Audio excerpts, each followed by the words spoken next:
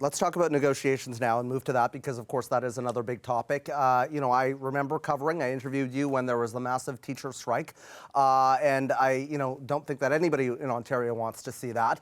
You call this an agreement. High school teachers say that this is tentative.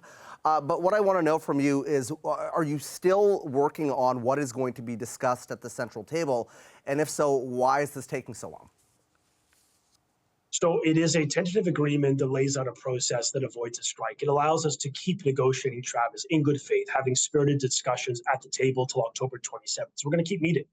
Like literally, we'll keep meeting right to the end to get as many issues negotiated by the parties. Any outstanding matter by October 27th would therefore then be sent to an inter-arbitration system that arbitrator would be decided by all parties, mutually consented. So it's a fair system. It's worked in healthcare and a variety of other sectors of the economy, and it allows us to negotiate while keeping kids in class. The most important thing a government could do, and I would argue the educator union should do as well, is protect the in-person learning experience for kids. They've been through so much. So this is a sensible, reasonable plan. It allows us to negotiate in good faith, but turn to an independent, credible third-party arbitrator to adjudicate on those outstanding issues while protecting in-person learning. And that's a fair offer.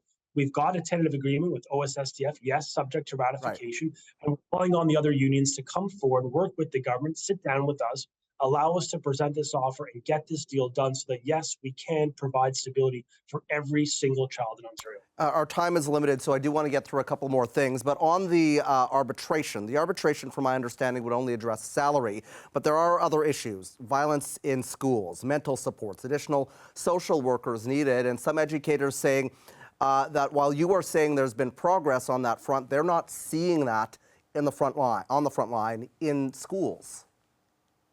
Yeah, so, all issues would be sent to the arbitrator that are outstanding. So he or she would have the authority to render a judgment to essentially a decision on any issue that is outstanding that hasn't been fully negotiated by the parties. But what I can tell you is this school year, we're hiring 2,000 additional educators focused on literacy and math. We are increasing investments by nearly $700 million more in base funding.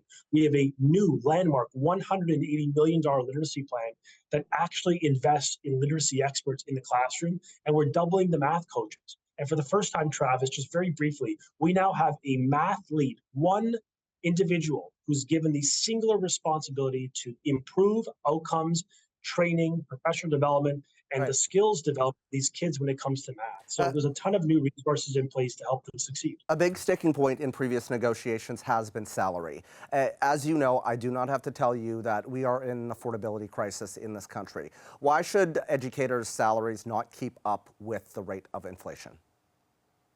Well, we're going to keep having those discussions at the table. If we can agree, that'd be brilliant. If we can't, we'll be able to make our case before an interest arbitration system who will make the decision like they do for like nurses, for example. So, we're going to keep making the case through at the table, working with a good faith with our partners. But any outstanding issues where we can agree on a number, a specific metric we could agree with, it then gets sent to interest arbitration. That process allows for fairness. It allows kids to stay in school. It allows for stability to prevail for these kids after years of difficulty. So I think we can continue to have those negotiations confidentially at the table. Anything outstanding, compensation, wages, benefits, etc. If we can agree now on October 27th, we now have a credible process that leads us to a resolution that protects the in-person learning experience for kids. And frankly, honestly, what else could matter more to give these kids some hope, some stability, an opportunity to rebuild the skills that they may have lost over the past year. So this is fundamental to the success and their health,